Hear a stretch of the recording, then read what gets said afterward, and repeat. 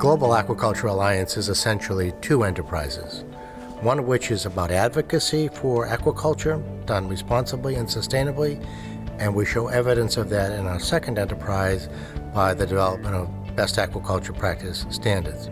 But at our bottom line, at our root level, we're about advocacy, about aquaculture and the growth of aquaculture. The mission of GAA is to feed the world through responsible aquaculture, and certification is just really one of the tools. And we see the future of aquaculture being very bright if it's done in a sustainable way. And so we're all about trying to solve the problems to help aquaculture become more sustainable. All major retailers and increasingly consumers want to know more about the food that they're eating. They want to know where it came from. They want to know it's sustainable. They want to know that child labor wasn't using it. They want to know that it's safe. They want to know it's good quality. And so increasingly it's you could say the price of entry. And the distinguishing factor is it's becoming more and more that buyers may not buy from you if you don't have third-party certification to a credible standard.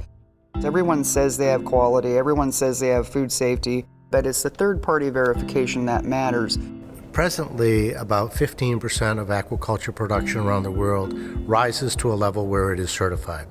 That leaves 85% of the production and the facilities performing that production uncertified. The Responsible Aquaculture Foundation has been created to provide knowledge and education to those 85%, the largest percentage of the aquaculture production that currently is not operating in a way that allows them to be sustainable.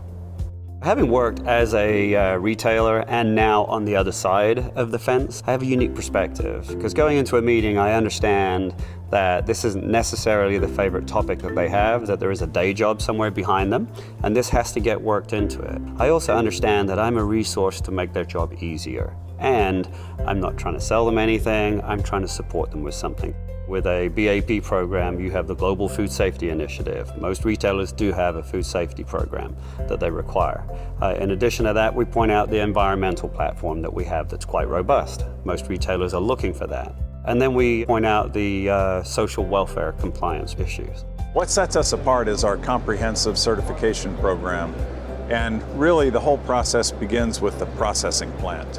When you get the processing plant on board, then the processing plant becomes an ally of the program, and through them we can work to get the farms. And it's so much easier to enlist the support of a farm in a local country that may have a different language if you have a local processor working with you. And then the next step is to get the hatcheries involved, and then finally the feed mills, and that leads to our four-step process. You can reduce audit duplication by going with the BAP standard because you don't have to get a separate type of audit with a different program for the plant and a separate one for the farm because we cover all of it.